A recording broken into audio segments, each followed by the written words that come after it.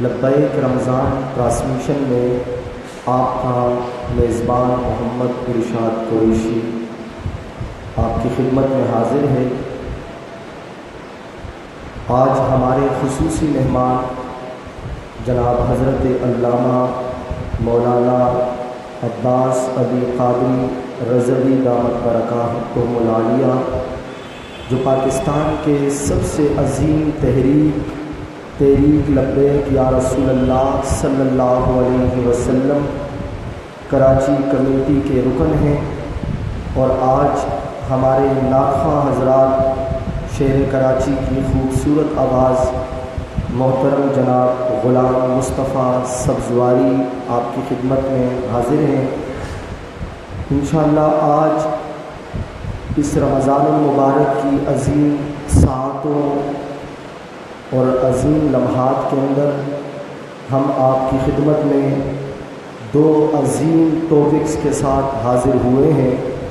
آج کے ہمارے اس لبیک رمضان ٹرانسمیشن کے اندر جو ہمارے دو موضوع ہیں وہ ہے رمضان اور عشق مصطفیٰ صلی اللہ علیہ وسلم، کہ رمضان المبارک کو ایک مسلمان کو کیسے گزارنا چاہیے، اور عشق مصطفیٰ صلی اللہ علیہ وسلم سے اپنے قلوب اور اذہان کو اس رمضان المبارک کے اس عظیم اور بابرکت مہینے کے اندر خود کے قلوب اور اذہان کو کیسے منور اور آشنا کرنا چاہیے۔ تو میں سب سے پہلے ہمارے اس آج کے عظیم پروگرام کو تلاوت قرآن کریم اور قصیدہ بردہ شریف سے اس کا آغاز کروں گا۔ تو میں اپنے آئے ہوئے مہمان محترم جناب غلام مصطفیٰ سبزواری صاحب سے ملتمس ہوں کہ وہ آج ہمارے اس عظیم پروگرام کا تلاوت کلام پاک سے اور قصیدہ بردہ شریف سے آغاز فرمائیں۔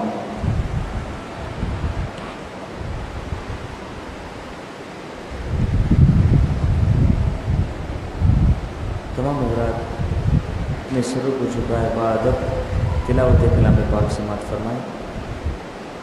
اعوذ باللہ من الشیطان الرجیم،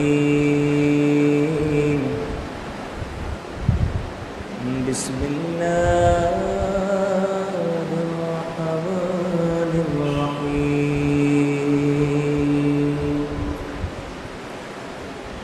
ألم نشرح لك صدرك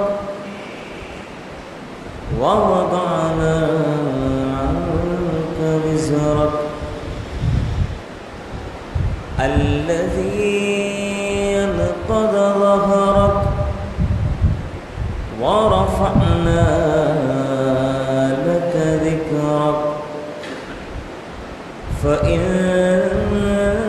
مع العسر يسرا إن مع العسر يسرا فإذا فرغت فانصب وإلى ربك فارغب۔ صدق اللہ العظیم۔ بلند آواز سے درود پاک پڑھ لیجیے۔ اللہم صلی علی سیدنا و مولانا محمد الموجود والکرم علی آلہ و اصحابہ بارک وسلم۔ صلاۃ و سلام علیک یا سیدی یا رسول اللہ۔ قصیدہ بردہ شریف کی چند اشعار مل کے جنہیں یاد ہے وہ کوشش کریں کہ باوض بلند میرے ساتھ مل کے بھی جتنے لوگ یہاں موجود ہیں سب تمام حضرات باوض بلند میرے ساتھ مل کے پڑھیں۔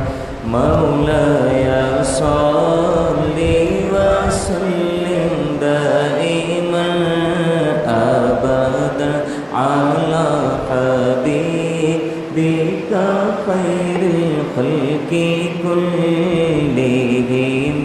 مولایا صلی وسلم دائما ابدا علی حبیبک خیر الخلق کلہم۔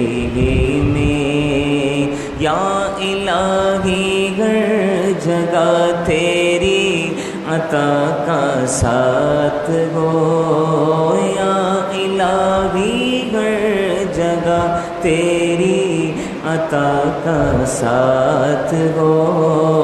جب پڑے مشکل شگے مشکل کشا کا ساتھ گو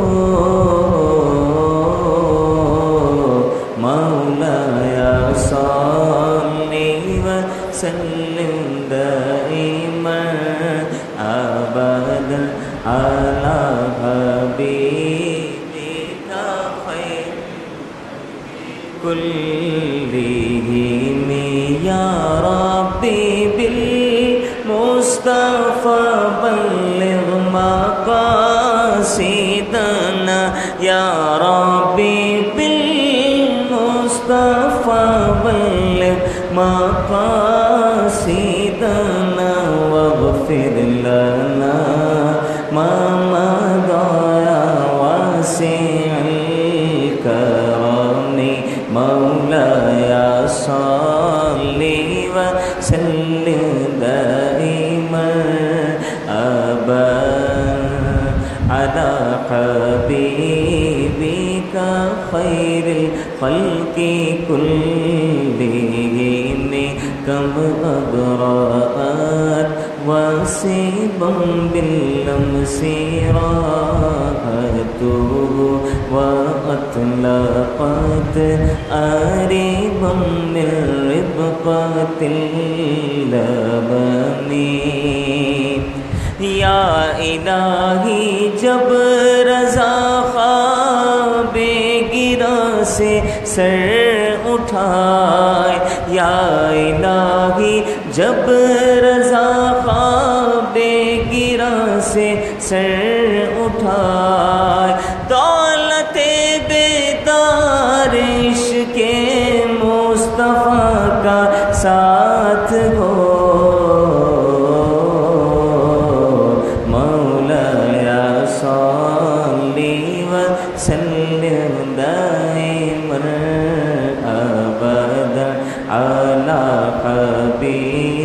بك خير الخلق كلهم اللهم صل وسلم وبارك عليه سبحان اللہ۔ تلاوت کلام مجید اور قصیدہ برد شریف پیش فرما رہے تھے ہمارے محترم جناب غلام مصطفیٰ سبزواری صاحب۔ جس طرح کہ آپ کو آج کا ٹاپک بتا دیا گیا تھا کہ رمضان اور عشق رسول آج کا ہمارا عنوان، آج کا ہمارا موضوع، آج کا ہمارا ٹاپک ہے، اور اس پر ہم اپنے آئے ہوئے مہمان جناب حضرت علامہ مولانا عباس علی قادری رضوی دامت برکاتہم العالیہ سے اس کے متعلق سوالات کا سلسلہ بھی کریں گے۔ تو میں اپنے پہلے سوال کی جانب بڑھ رہا ہوں کہ رمضان ہمیں اللہ کے قریب کیسے کرتا ہے، کہ رمضان اللہ کے قرب کا مہینہ ہے، اللہ کی رضا کا مہینہ ہے، اللہ تعالیٰ اپنے بندوں سے راضی ہوتا ہے۔ تو میرا آج اپنے آئے ہوئے خصوصی مہمان جناب حضرت علامہ مولانا عباس علی قادری رضوی دامت برکاتہم العالیہ سے کہ رمضان ہمیں اللہ کے قریب کیسے کرتا ہے۔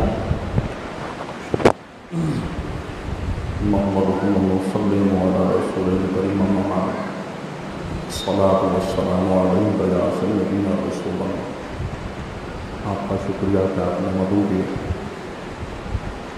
رمضان شریف اللہ تبارک و تعالیٰ مقدس بابرکت مہینہ، اللہ تبارک و تعالیٰ کے قرب کا ذریعہ ہے رمضان، اور یہ کیسے اللہ قریب کرتا ہے۔ قرآن میں اللہ تبارک و تعالیٰ کا یہ ارشاد ہے، یا ایھا الذین آمنوا کتب علیکم الصیام کما کتب علی الذین من قبلکم لعلکم تتقون۔ اس میں اللہ تبارک و تعالیٰ ایمان والوں پر روزوں کو فرض قرار دیا، پھر فرمایا تم پر ایسے روزے فرض کیے جیسے پہلے والوں پر بھی، لعلکم تتقون۔ اس کی فرض کی بتائی کہ تم صاحب تقویٰ ہو، متقی پرہیزگار ہو جائے، اللہ تعالیٰ سے ڈرنے والے ہو۔ جب آدمی متقی ہو جائے، پرہیزگار ہو جائے، اللہ تعالیٰ سے ڈرنے والا ہو تو وہ اللہ کو قریب ہو جاتا ہے۔ اس کو ہم یوں بھی سمجھیں، ایک اور آیت مقدسہ میں اللہ تبارک و تعالیٰ کا ارشاد انما اکرمکم عند اللہ اتقاکم، لوگوں اللہ تعالیٰ کے نزدیک زیادہ عزت والا، اکرام والا وہ شخص ہے جو تم میں زیادہ اللہ تعالیٰ سے ڈرنے والا، یعنی زیادہ متقی، پرہیزگار۔ قرب کا اللہ تبارک و تعالیٰ کی بارگاہ میں روزے دار روزہ رکھ کر اللہ تعالیٰ کا قرب حاصل کرتا، اتنا قرب حاصل کرتا کہ حدیث پاک میں حضور علیہ الصلاۃ والسلام نے ارشاد فرمایا، اللہ تبارک و تعالیٰ نے میری امت کو 5 چیزیں عطا فرمائیں جو کسی اور نبی کو نہیں ملی، نہ کسی اور امت کو ملی۔ اس میں ایک یہ بھی ہے کہ حضور نے فرمایا روزے دار کی منہ کی بو اللہ تبارک و تعالیٰ کو مشک سے زیادہ اچھی لگتی ہے۔ تو یہ روزے دار کو اللہ تبارک و تعالیٰ کا ایسا قرب نصیب ہوتا ہے۔ تو ظاہر ہے کہ روزے کی غرض اور غایت تقویٰ ہے، پرہیزگاری۔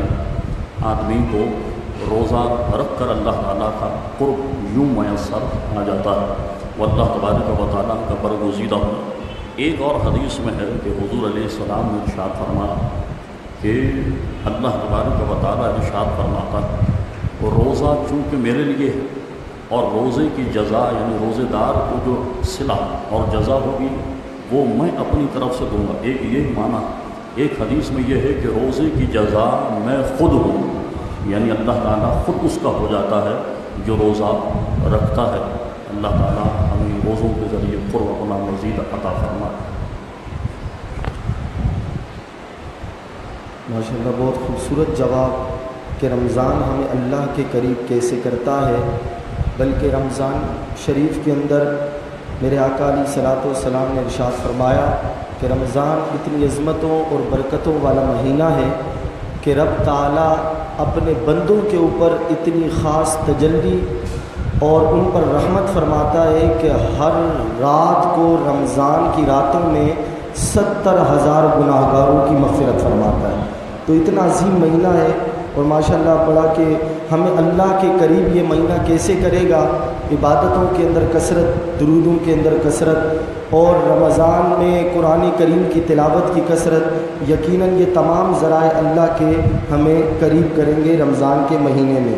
میرا علامہ صاحب سے دوسرا سوال، ہمارا جو آج کا ٹاپک رمضان اور عشق رسول ہے، تو رمضان کے متعلق کہ کیا حضرت کوئی ایسا واقعہ بھی رمضان کا ہے کہ جس کو پڑھنے کے بعد یا جس کو سننے کے بعد وہ ہو اس کا تعلق رمضان سے، اور جس کو سننے یا سمجھنے کے بعد یا پڑھنے کے بعد ہمارے عشق رسول صلی اللہ علیہ وسلم میں مزید اضافہ ہو جائے؟ تو اس طرح کا کوئی واقعہ تاریخی یا حدیثی تو آپ بیان کریں گے، ہمارے سامعین اس سے انشاءاللہ لطف اندوز ہوں گے۔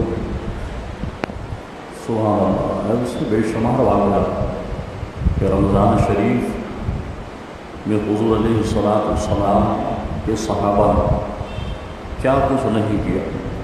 آپ دیکھیں غزوہ بدر یہ رمضان شریف میں ہوا، 17 رمضان المبارک۔ رمضان شریف اسلامی ہجری کا پہلا رمضان تھا، 17 رمضان کو معرکہ بدر ہوا، اور حضور علیہ الصلوۃ والسلام کے صحابہ حضور کے ساتھ جنگ پر تشریف لے گئے۔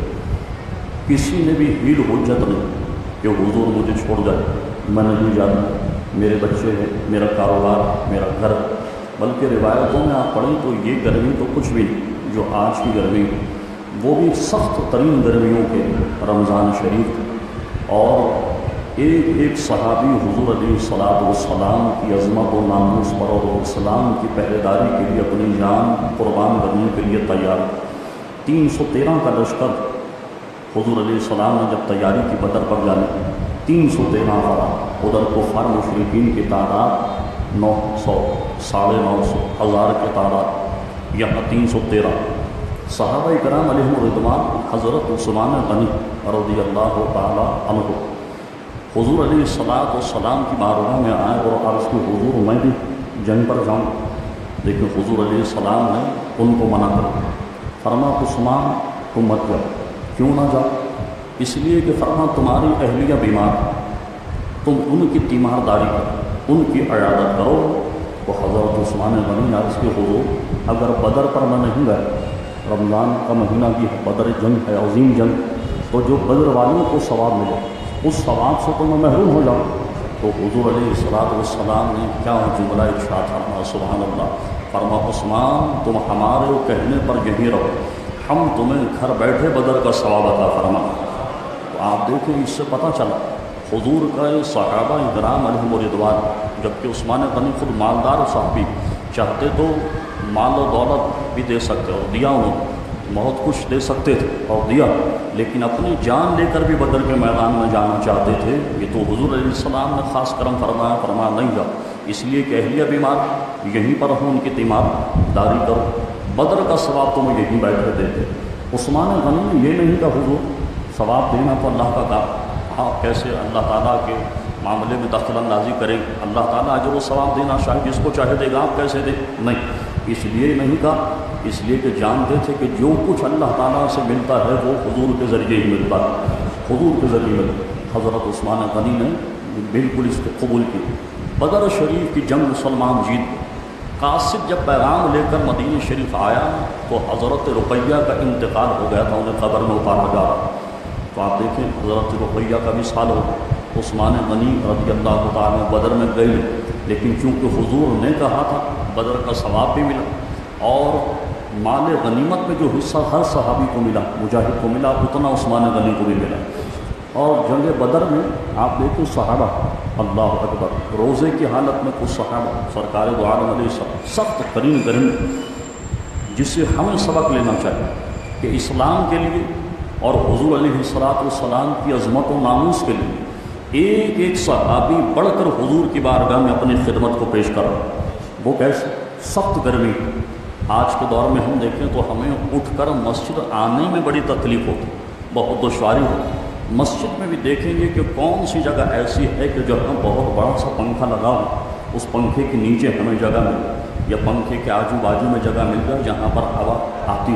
لیکن ان کا عالمیہ کیا، ان کا حال کیا تھا؟ صحابہ کرام علیہ رضوان گرمی سے، بہت تپش، بہت گرمی، لیکن حضور پر جان نثاری کا جذبہ ہے۔ جب حضور نے فرمایا جنگ اگر ہو جائے، انصار سے بھی حضور نے پوچھا، مہاجرین سے پوچھا، کیا تمہارا ارادہ، جنگ کرنی چاہیے نہیں کرنی چاہیے، جنگ کریں یا نہ کریں، چلے تو نہیں جاؤ؟ اللہ اکبر۔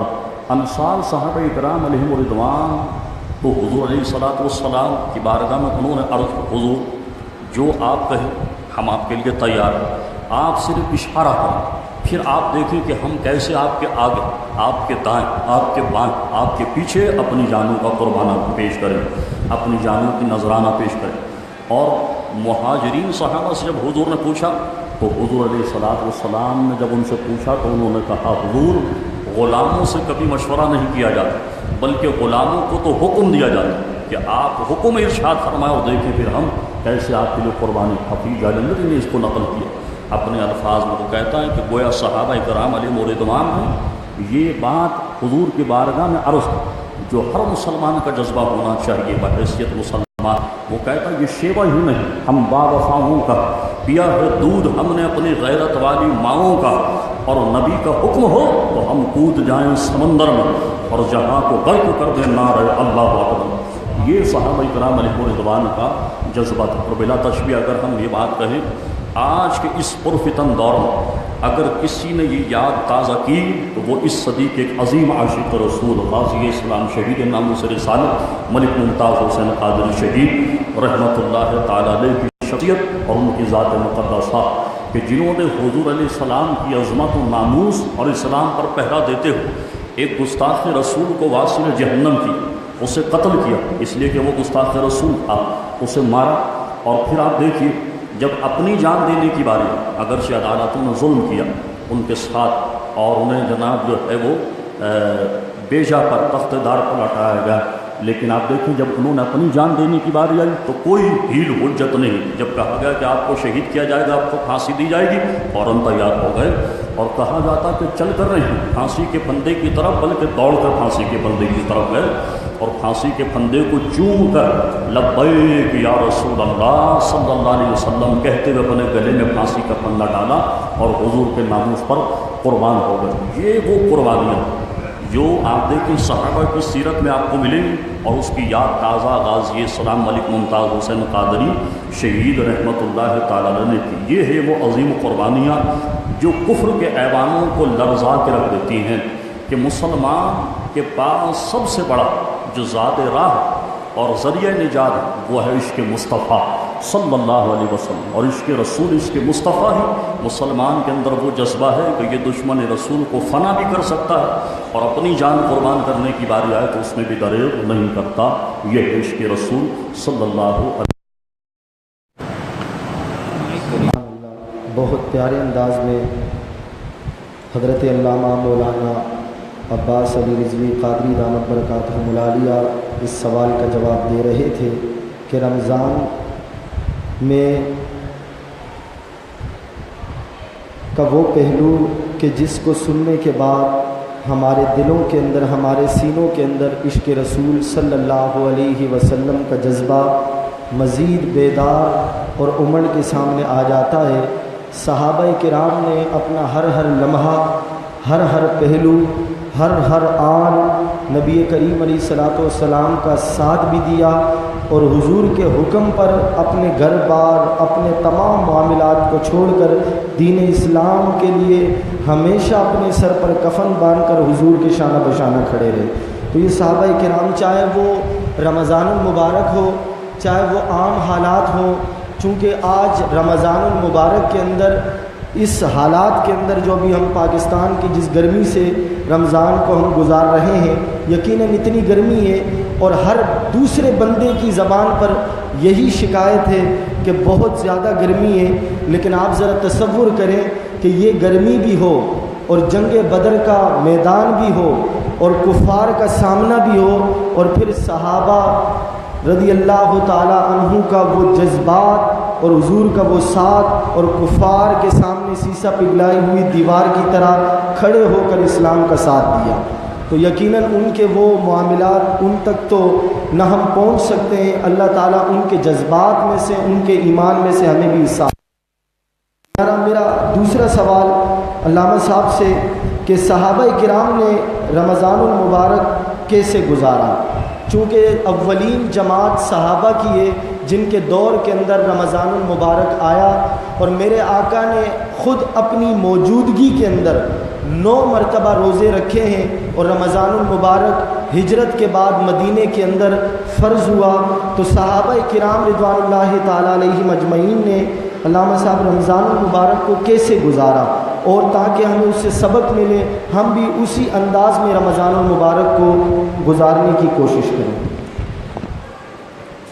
نبی کریم علیہ السلام کے صحابہ نے رمضان کیسے بسر کیا؟ آپ دیکھیں جب شعب الایمان بہقی شریف کی جو حدیث ابن خزیمہ نے بھی اس کو نقل، سلمان فارسی رضی اللہ عنہ حدیث کے راوی، جب حضور نے یہ ارشاد فرمایا کہ تم میں سے جو شخص اپنے مسلمان بھائی کو روزہ افطار کرا تو اللہ تبارک و تعالیٰ اسے جہنم کی آگ سے آزاد فرما دے، اللہ تعالیٰ اس کے گناہوں کو معاف فرما، اور اللہ تبارک و تعالیٰ اسے بھی روزے دار کی طرح ایک روزے کا ثواب عطا فرمائے۔ یہ جب حضور نے ارشاد فرما تو حدیث میں ہے کہ حضور علیہ السلام کے صحابہ نے عرض یا رسول اللہ صلی اللہ علیہ وسلم، ہم میں سے آزاد اور ایک روزے کا ثواب۔ اب آپ ذرا اس حدیث کے الفاظ پر غور کریں کہ صحابہ عرض کرتے حضور ہم میں کوئی شخص اتنی سخت نہیں رکھتا کہ کسی کو پیٹ بھر کر کے افطار کرا، پیٹ بھر کر کے کسی کو، یعنی اتنا افلاسگی کا دور، نادارگی کا دور، اتنی غربت ظاہری تھی، اتنا تنگ دستی تھی کہ پیٹ بھر کسی کو افطار کرانے کے لیے کسی اور کو کھلانے کے لیے نہیں، اپنے پاس کچھ نہیں تو کسی اور کو کیا کھلائے۔ جب حضور سے عرض کی کہ حضور ہم نے تو اتنی سخت نہیں، اب دیکھیں حضور علیہ السلام اللہ تبارک و تعالیٰ کے کارخانہ قدرت کے کیسے مختار، اللہ اکبر۔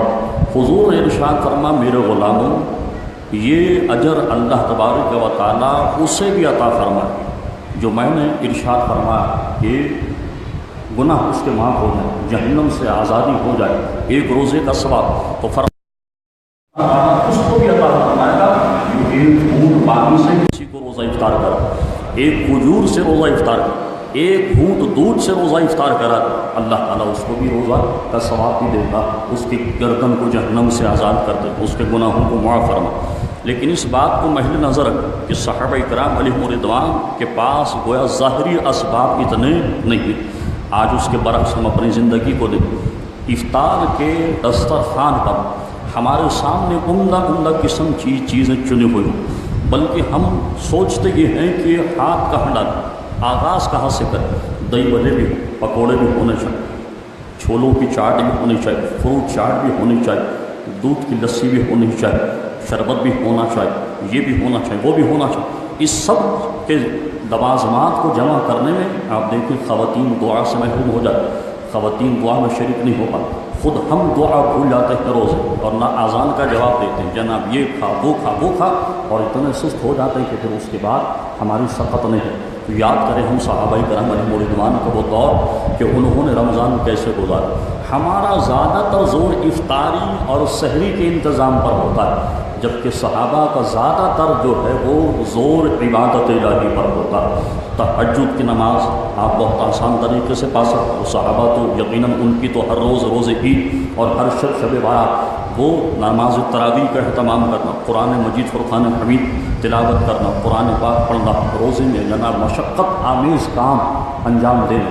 پھر حضور علیہ الصلوۃ والسلام نے اور مزید کمر بندائی صحابہ، اگرچہ غربت نادارگی کا دور، لیکن اس میں مالدار بھی صحابہ، کچھ ایسے بھی تھے جس اہل ثروت۔ حضور نے فرمایا جو اپنے مسلمان بھائی کو پیٹ بھر کر کے افطار کرا، اتنا کھلائے کہ وہ سیر ہو جائے، اللہ تعالیٰ کل قیامت میں اسے میرے حوض سے ایک جام ایسا پلائے گا کہ جنت میں جانے تک پھر اس کو پیاس نہیں لگے گی۔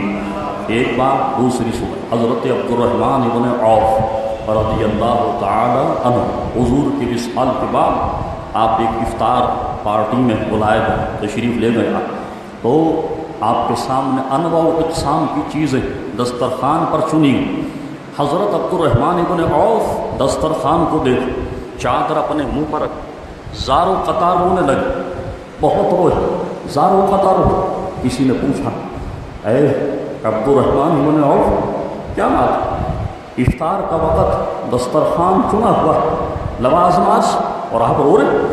آپ نے فرمایا مجھے وہ یاد آ گیا وقت حضور کا دور اور ہمیں ایک پھوٹ دودھ نصیب نہیں ہوتا تھا، افطار ایک کھجور نہیں ملتا، اور آج حضور کے صدقے میں کیسی نعمت اللہ تبارک و تعالیٰ عطا فرما۔ تو محترم حضرات ہمیں بھی اس بات کو سوچنا اور شکر ادا کرنا چاہیے اللہ تبارک و تعالیٰ اور اس کے رسول کا کہ انہوں نے ہمیں یہ نعمتیں عطا فرمائی، اور حضور کے صحابہ اسلام کو تلواروں کے سائے میں محفوظ کر کر ہم تک پہنچایا، اور آج ہم اس پر عمل کرنے میں کتنے مشقت اپنے آپ کو سمجھتے ہیں کہ ہم مشقت میں ہیں، ہم تو بہت زیادہ راحت و سکون طمانیت میں ہیں۔ اللہ تعالیٰ ہم سب کو صحابہ جیسا جذبہ نصیب کر دے، ان کی برکتیں عطا فرمائے۔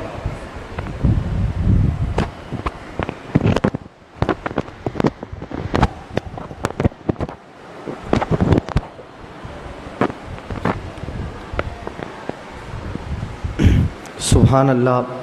علامہ صاحب بڑے خوبصورت انداز میں بتا رہے تھے کہ صحابہ کرام نے رمضان المبارک کیسے گزارا۔ اس سوال کے کرنے کا مقصد یہی تھا کہ آیا صحابہ کرام رضوان اللہ تعالی علیہم اجمعین نے جس انداز میں جس طریقے سے رمضان کو گزارا، ہم بھی اسی انداز اسی طریقے پر عمل کرتے ہوئے اور آخرت کی نجات کی تمنا کرتے ہوئے ہمیں بھی رمضان المبارک ایسا ہی گزارنا چاہیے۔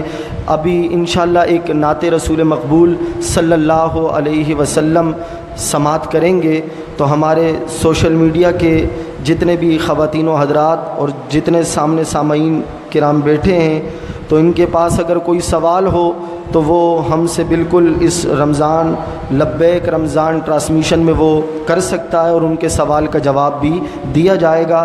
میں نعت رسول مقبول صلی اللہ علیہ وسلم کے لیے ملتمس ہوں محترم جناب غلام مصطفیٰ سبزواری صاحب سے۔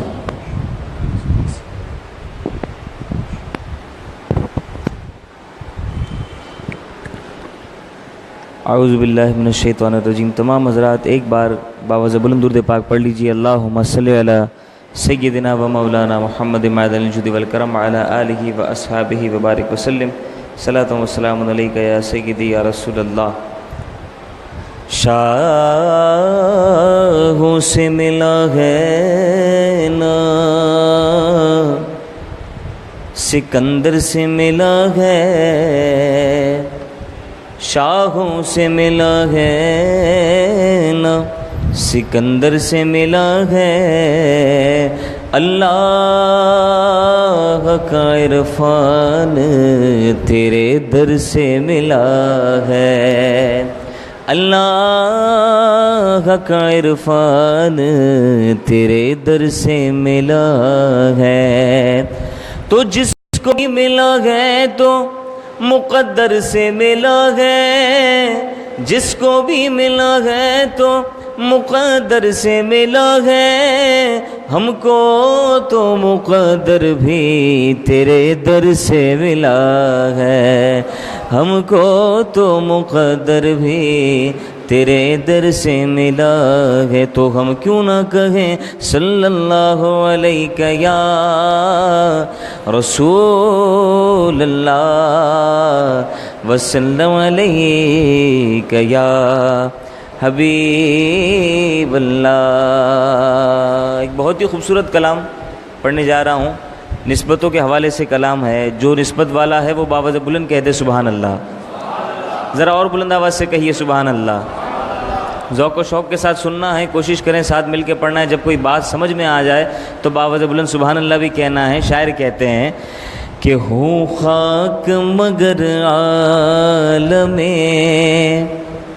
انوار سے نسبت ہے، ہو خاک مگر عالم انوار سے نسبت ہے، ہوں خاک مگر عالم انوار سے نسبت ہے، ارے میں کچھ بھی نہیں لیکن سرکار سے نسبت ہے، میں کچھ بھی نہیں لیکن بولو سرکار سے نسبت ہے، سرکار سے نسبت ہے، ہوں خاک مگر عالم کہہ دو سبحان اللہ۔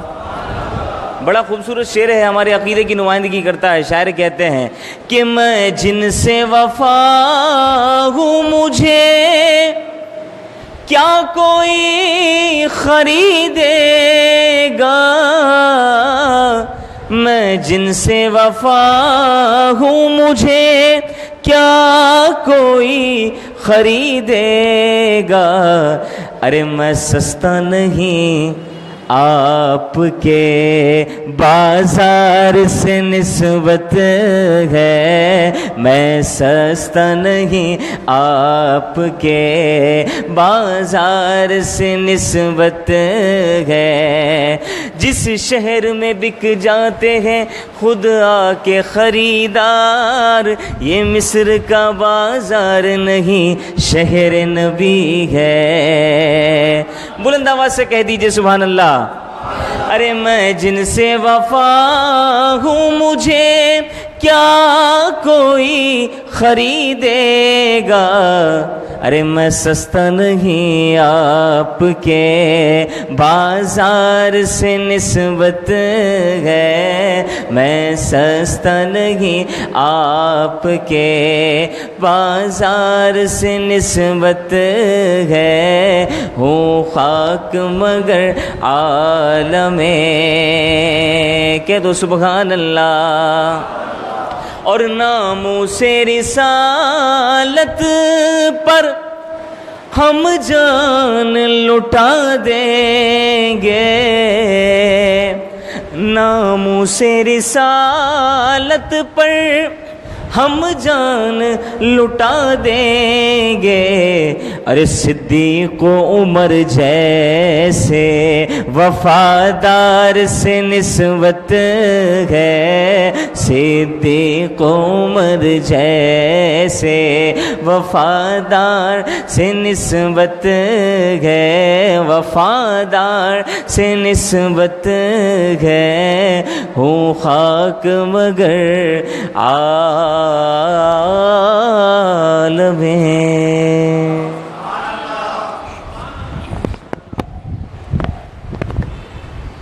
سبحان اللہ۔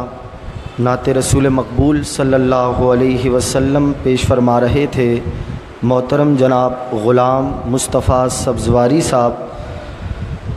میں سوالات کے سلسلوں کی طرف دوبارہ بڑھ رہا ہوں اور میں زحمت دوں گا آج کے ہمارے خصوصی مہمان جناب حضرت علامہ مولانا عباس علی رضوی قادری دامت برکاتہم العالیہ سے۔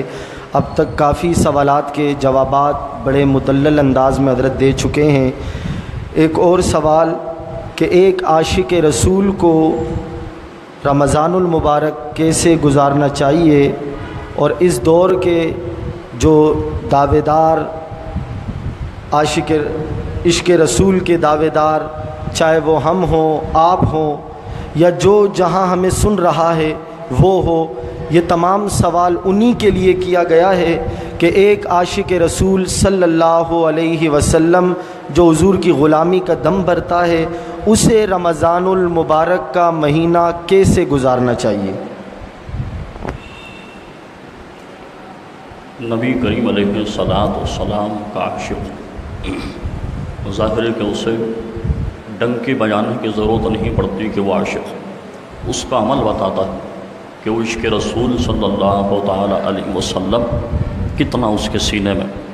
اور پھر ظاہر ہے کہ عشق کا دعوے کے لیے دلیل بہت ضروری ہے، اور دعوے کی دلیل یہی کہ جس سے محبت کی جائے اس کا ذکر کثرت کے ساتھ کیا جائے، اس کے حلیوں کو اپنائیں، اور قرآن خود کہہ رہا ہے فاتبعون یحببکم، میرے محبوب کی اتباع کرو، اللہ تم سے محبت کرنے لگ جائے۔